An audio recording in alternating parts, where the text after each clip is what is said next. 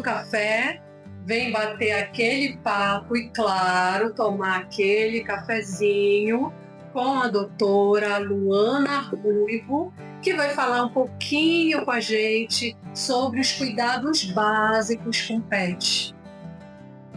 E falar em pet, eu também tenho. Carmen tem pet? Tenho uma que é gato ou cachorro? Uma gatinha linda. E eu tenho um cachorro e eu vou aproveitar e já fazer as perguntas aqui para a doutora Luana.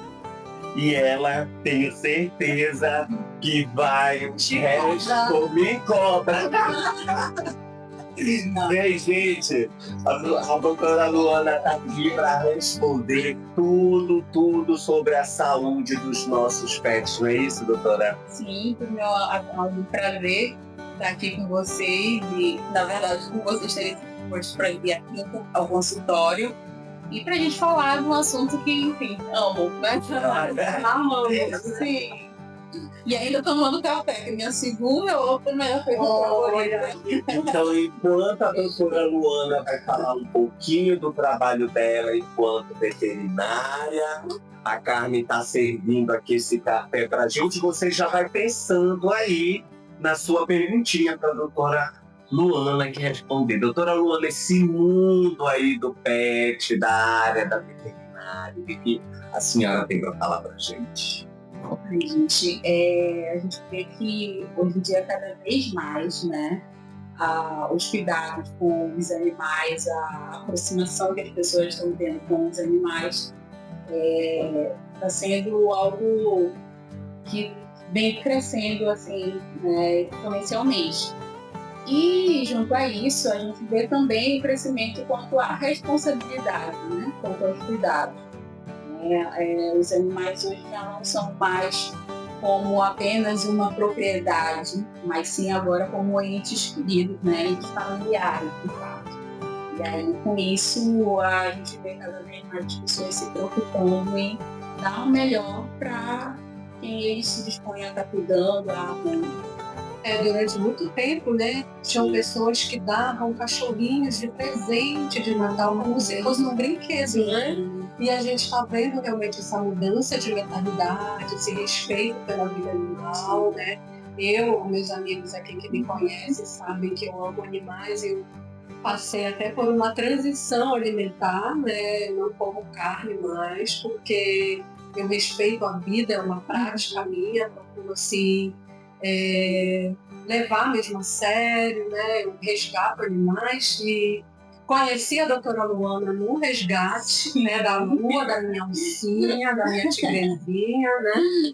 E a gente percebe realmente que esse carinho ele vem crescendo, né? Mas ainda há uma certa dúvida entre as pessoas.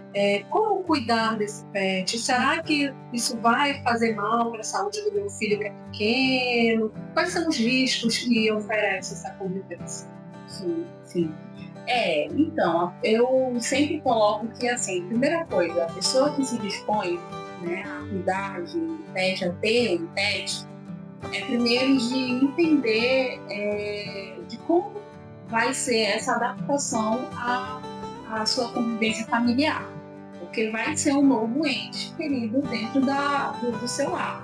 Então, haverão algumas mudanças, né? E as pessoas elas precisam ter uma compreensão quanto a isso, né? Que elas vão ser responsáveis por um ser.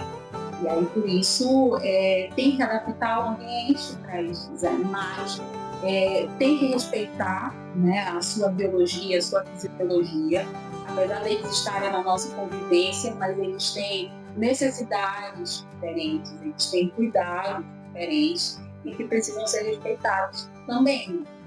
Porque o animal, como a gente sempre diz, né, ele já está guardando, reservando ali o espaço dele. Isso é uma verdade, né? Cada animal tem a sua maneira de ter ali o seu espaço, né? Toda essa questão do espaço. Sim, o que a gente percebe, né, é que entre as espécies, e a gente está falando só de cão e gato, a gente sabe que é muito um leque de opções, vamos dizer assim, é muito maior do que isso. Mas o de praxe, né? A gente está vendo aí o cachorro ou o gato. Os domésticos. Exatamente, dentro do espaço, né, de convivência.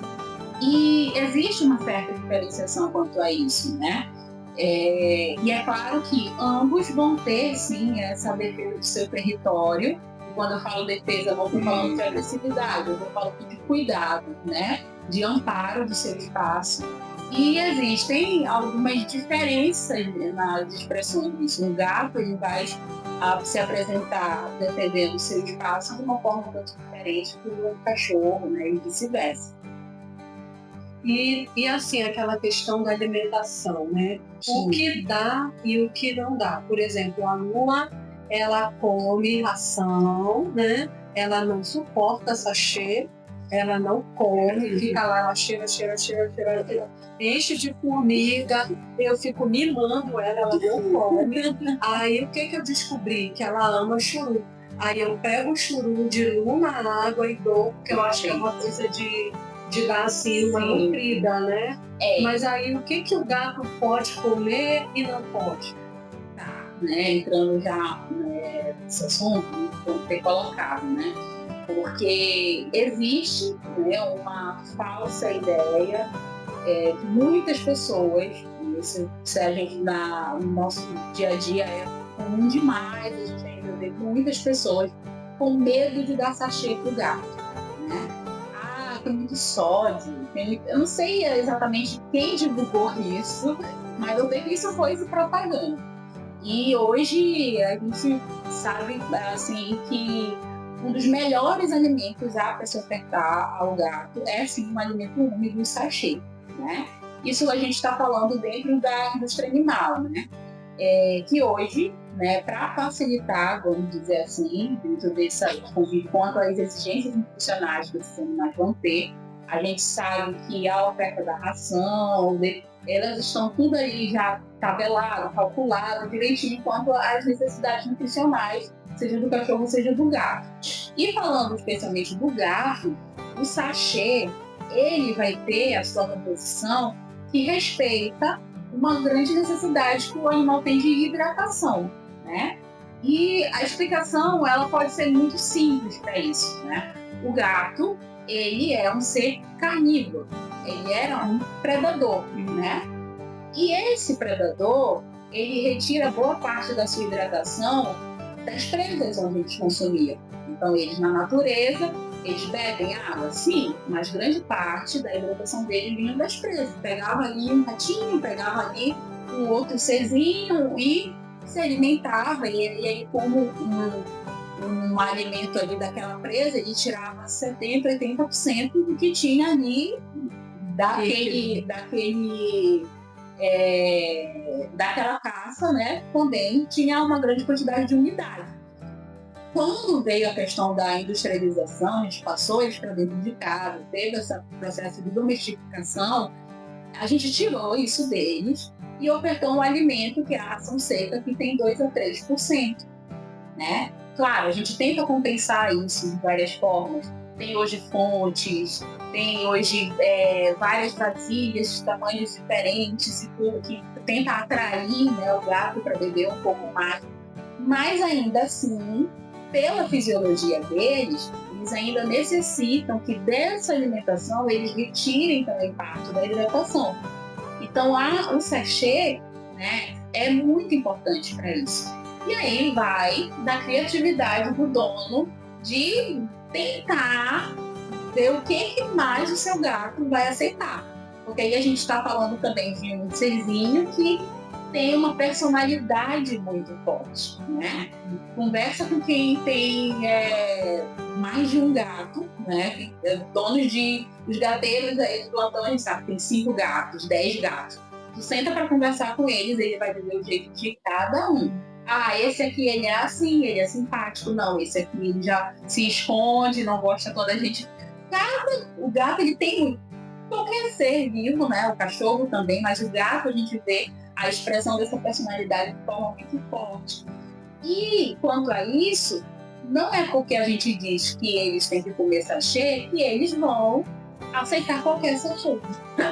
Então vai no dono, vai E escolhe também. exatamente. Pensar, então, eu tentei mostrar esse sachêzinho aqui pra ele e ele não gostou.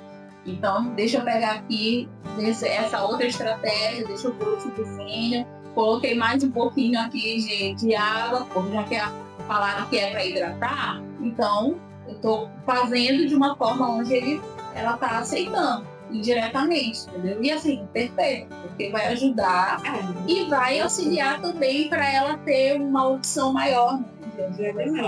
Doutora, essa questão alimentar eu acho, inclusive, super interessante, porque existem famílias que criam, né? A gente vai falar um pouquinho de cachorro, porque o meu filho é um cachorro. Aí, então, tem aquela cultura da alimentação, de dizer, eu tô juntando barruge pro meu cachorro, vou dar o resto pro meu cachorro, né? Eu vou levar a minha vizinha, ou então a minha tia, não sei quem, tá juntando aquele alimento ali de sobra para eu levar pro meu cachorro. Doutora, isso ainda existe, né? Ainda existe, mas olha, eu vou te falar também uma coisa que a gente também percebe muito no nosso dia a dia. Já não é mais tão forte isso, tá? Essa visão de dali o que sobrar, o que não posso, tá tudo fome. Hoje em dia, na boa parte dos casos, a gente percebe que a configuração está meio diferente. Lembra que a gente começou conversando, né, que eles já fazem parte da família. E hoje o que a gente vê é que, na verdade, a oferta de alimentos que não deveriam ser dados já não é com essa concepção. É, na verdade, já com a outra, que é de ele ama um presunto, ele ama um queijo, eu sei que é bom, eu vou dar para ele porque ele gosta, entendeu? Não é aquilo eu não gosto, já é uma ideia assim como eu gosto, eu quero dar para o meu cachorro que ele também gosta. Mas a gente sabe que nem tudo que a gente gosta faz bem, que dirá um animalzinho que também não tem total responsabilidade sobre essa escolha, entendeu? Então, é claro que, assim, dentro da tua colocação, o que eu digo tá tudo bem você querer dar o melhor pro seu pet. E para os casos dessas ideias assim um pouco mais antigas, tipo, eu não me preocupo de comprar ração porque eu dou o que sobra daqui de casa. O que eu posso dizer hoje em dia, com a quantidade de opção que a gente tem de alimentos para pets, não tem mais uma desculpa, vamos dizer assim, de que não cabe, né? Eu estou falando dentro de uma configuração do que a gente vê quanto a rotina assim, geral, né? A gente sabe que vão ter realidades diferentes. Mas, de forma geral, as pessoas que assumem ter um pet, elas sabem que elas vão ter um mínimo ali de um gasto quanto aos cuidados com eles. Isso envolve a questão da alimentação. E hoje tem muita opção de ração, de qualidades boas, que não tem custos tão altos, né? Essa questão de dar os restos vai entrar toda uma preocupação quanto à contaminação, quanto à intoxicação alimentar. Sim. E a visão que eu sempre falo antes, não era tão percebido os mínimos sinais de um animal com desconforto, né? Então, muitos, se for aí a gente conversar dentro de uma diferença geracional, pode haver um discurso que é pessoas assim que viram outras realidades de criação e dizer: hoje em dia não pode dar nada, sendo que eu cresci vendo meu cachorro lá no quintal, comendo disso e daquilo e nunca passou mal. Só que se a gente for conversar de fato com essas pessoas, na verdade eles passavam um sinal, só que não era tão percebido, eles não estavam do lado dormindo junto como hoje a gente vê, né? Então, na verdade, tudo vai muito da forma como você dá atenção, né, para aquilo. Então, por que hoje eu digo que eu não vejo tanto mais esse cenário? porque o cachorro já não está mais lá na área, lá no quintal, afastado, e que o tutor não vai perceber que ele teve um mal-estar. Na verdade, ele já está debaixo da areia, ele acorda e se o cachorrozinho estiver lá passando mal, ele já dá logo o alerta, abrir os olhos, já vê logo o cachorrinho ali do lado dele. E, enfim, não tem como a pessoa ignorar, né, fechar os olhos para aquilo que está ali na frente dele. E eu acho que essa ideia cabe muito assim aos cachorros grandes, né? De porte grande. Tem que criar muito mais essa. Um leão, né? Eu tenho um leão lá no meu quintal, então tá aqui. O cão de guarda. Mas com essas mudanças, né, na concepção de como se relaciona, eu acho que essa ideia ela vai reduzindo, né?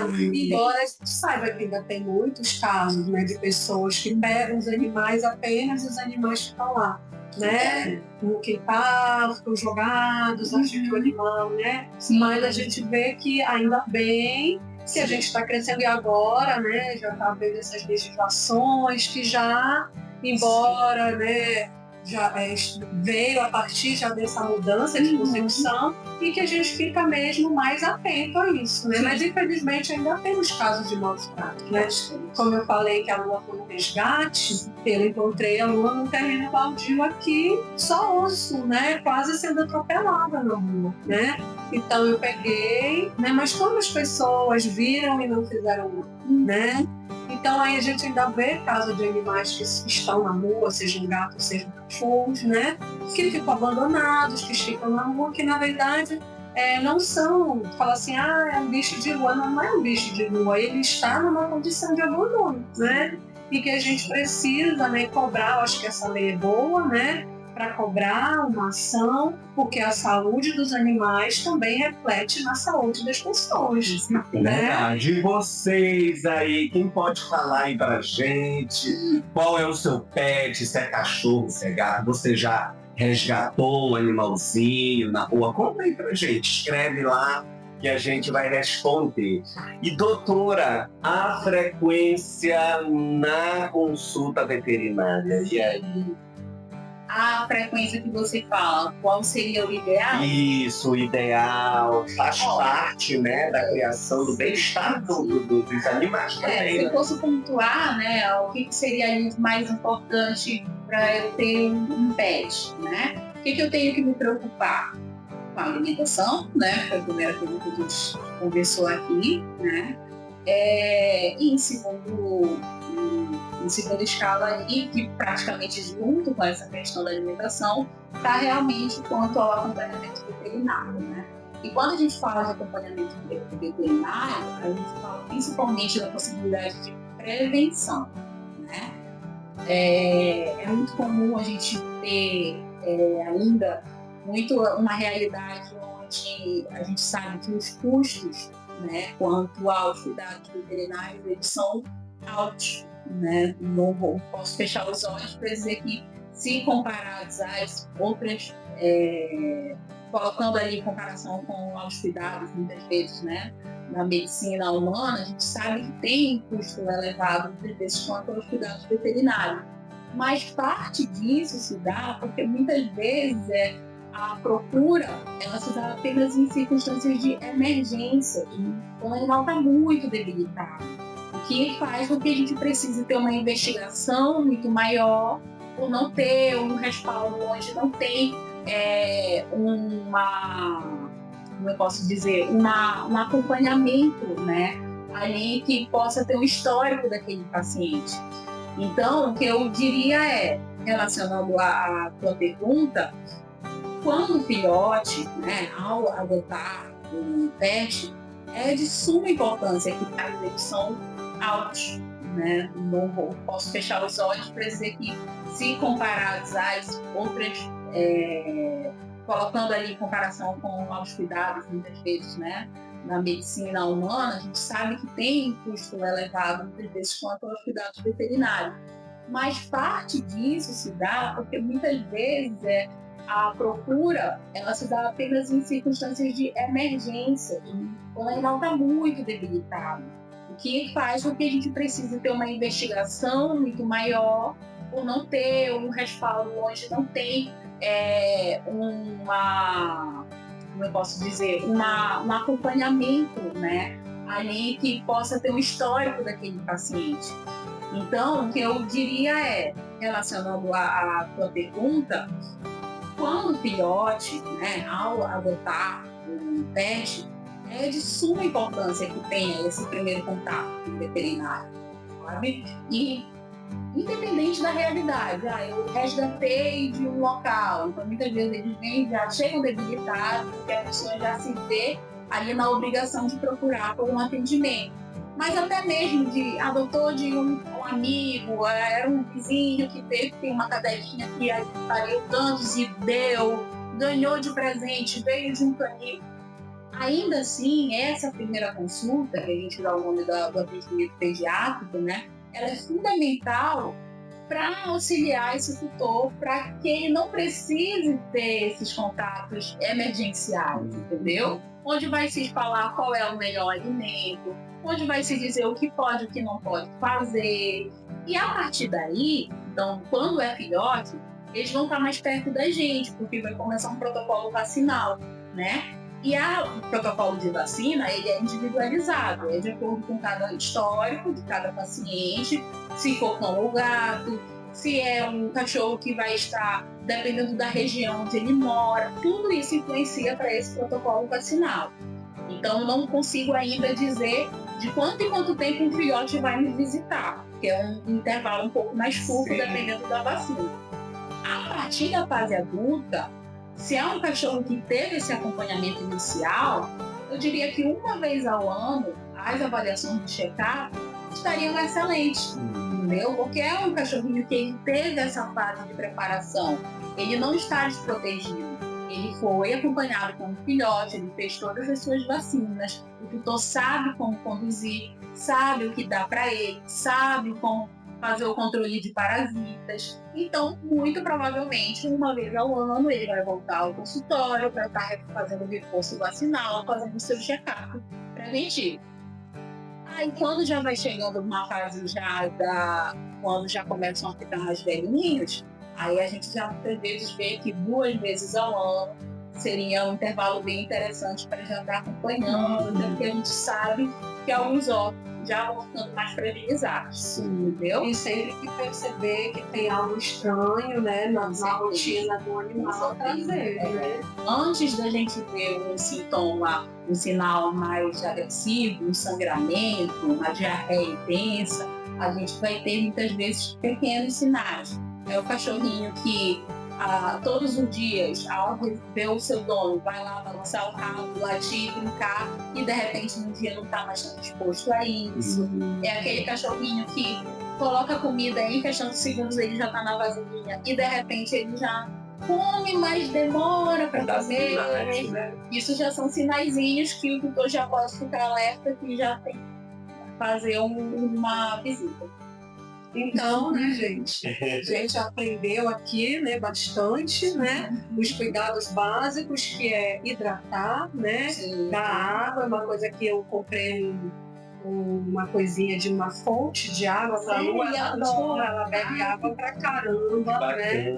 Então, é sempre estar mantendo hidratado, né? Cuidar da alimentação, né? Não dar qualquer coisa, a gente sabe que tem que ter cuidado, né? E também manter as idas dos consultórios sempre que necessário, pelo menos anualmente, né? É isso, doutora? Exatamente. Então, gente, se vocês tiverem alguma pergunta, aproveitem, né? Perguntem aí. E acho que a gente pode se despedir aqui, né, Sandra? É verdade. Muito obrigado por vocês assistirem a gente aí. Pode fazer a sua pergunta, que a doutora Lana vai responder depois aí pra gente, tá bom? E a gente manda o valor da fatura. Tá? Então, até o próximo clube, até o próximo encontro. E tchau, tchau, gente. Tchau, adote o pet se puder. Bem, os pets.